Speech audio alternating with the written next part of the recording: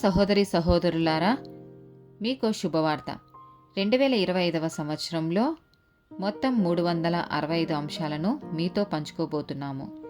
జనవరి 1వ తేదీ నుండి ప్రతిరోజు ఒక అంశము మరియు దానికి సంబంధించిన వాక్యమును పంచుకుంటాము. దయచేసి ఆ వాక్యములను వినండి, ధ్యానించండి మరియు ఆశీర్వదించబడండి. దయచేసి సబ్స్క్రైబ్ చేయండి మరియు మీ స్నేహితులతో పంచుకోండి. ధన్యవాదాలు.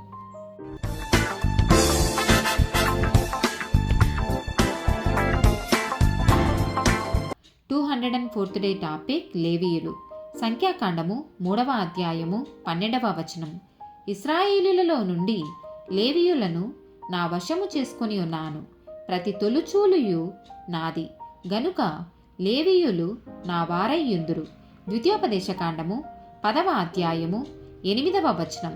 నేటి వరకు జరుగునట్లు యెహోవా నిబంధన మందసమును మోయుటకు, యెహోవా సన్నిధిని నిలుచుటకును, ఆయనను సేవించి ఆయన నామమును బట్టి దీవించుటకును లేవీ గోత్రపు వారిని ఆ కాలమున యెహోవా ఏర్పరచుకొనెను. సంఖ్యాకాండము 18వ అధ్యాయము 6వ వచనం. ఇదిగో, నేను ఇశ్రాయేలీయుల మధ్య నుండి లేవీయులైన మీ సహోదరులను తీసుకొని ఉన్నాను. ప్రత్యక్షపు గుడారము యొక్క సేవ చేయుటకు వారి యెహోవా వలన మీకప్పగింపబడి ఉన్నారు. మలాకీ గ్రంథము 2వ అధ్యాయము 4వ వచనం.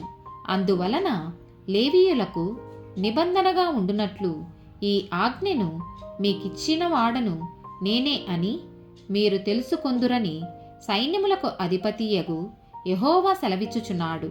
ద్వితీయోపదేశకాండము 12వ అధ్యాయము 19వ వచనము. నీవు నీ దేశములోనున్న నీ దినములన్నిటను లేవీయులను విడవకూడదు సుమీ. ద్వితీయోపదేశకాండము 14వ అధ్యాయము 27వ వచనం. లేవీయులను విడవకూడదు, నీ మధ్యను వారికి పాలైనను స్వాస్థ్యమైనను లేదు.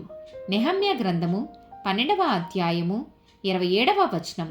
యెరూషలేము ప్రాకారమును ప్రతిష్ఠించు కాలములో వారు ఆ ప్రతిష్ఠాచారమును స్తోత్ర గీతములతోనూ పాటలతోనూ స్వరమండల సితార చేయి తాళములతోనూ సంతోషముగా జరిగించున్నట్లు లేవీయులను తమ సకల స్థలములలో నుండి యెరూషలేమునకు రప్పించుటకు పూనుకొనిరి. ఆమేన్.